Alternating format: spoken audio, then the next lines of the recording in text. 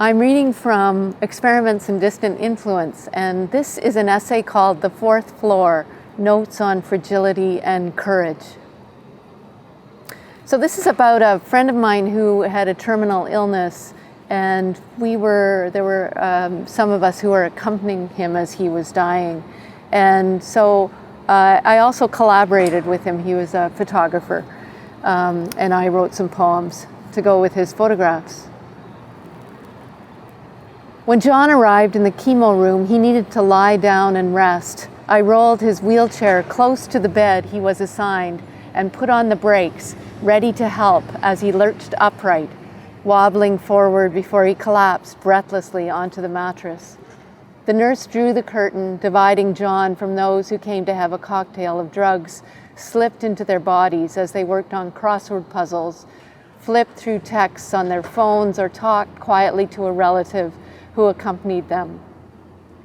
It was as if those sitting in the blue chairs were part of a ceremony. Each one was tethered to a pole from which hung a shamanic bag, dripping its silvery potion down the catheter and into their veins. They waited and waited. It dripped into them. But John wasn't here for chemotherapy. He'd come for platelets and for an infusion of blood. The platelets and blood would only keep him alive so long, since he'd been designated palliative. John tried to rest, but his clothes were damp from the towels and he was trembling, chilled to the bone. He asked me to find a warm flannel sheet, which the volunteer handed around to people receiving chemo, but the volunteer was nowhere to be found. Finally, she appeared with a stack of flannel sheets and helped John roll up his dampened sleeves and tucked a warm sheet around him so he could rest for a while. We had been in the chemo room for an hour and a half, and it was almost 2 hours before another nurse, Deanna, was able to get the needle into John's arm. He breathed a sigh of relief. Deanna breathed a sigh of relief. I breathed a sigh of relief. Now the catheter would be connected to the bag of platelets that hung from the IV pole, a small plastic bag of porridge. Surprisingly, the platelets were a sort of thick yellowish brown, as if brown sugar had been stirred into the mixture. This was what John needed in his blood when it wasn't doing what it was supposed to do. It could no longer clot. Beyond the curtains surrounding John's bed, I could hear the cheerful voices of the nurses, not unlike the slightly raised voice my mother would use when talking to my grandmother on the phone, and the more subdued replies of the patients. John slept, woke, slept.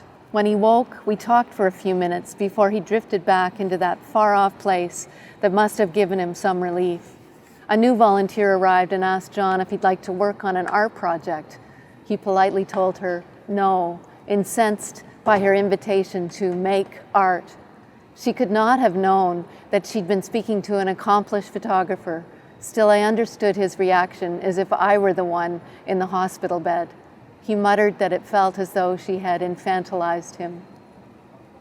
None of the notes on John kept by the nurses or the palliative care team reveal anything about the person he was: prickly, intelligent, sensitive, humorous, imaginative, self-deprecating, an artist, a traveler poised between worlds. So I collaborated with John, and he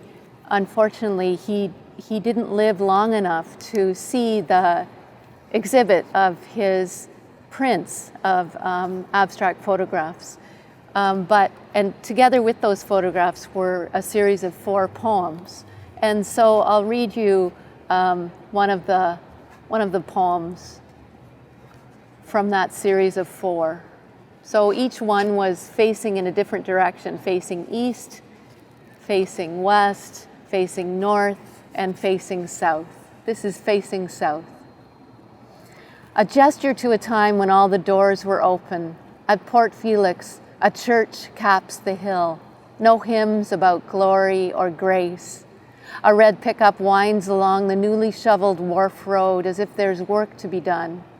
Creamy yellow blur stains a tablecloth of cloud. Cold air, cold ocean, one seeps into the other, until there are no borders and nothing to police them. Ducks make a wavering pointer, south. It's late, the wrong season. No one told us how to do this.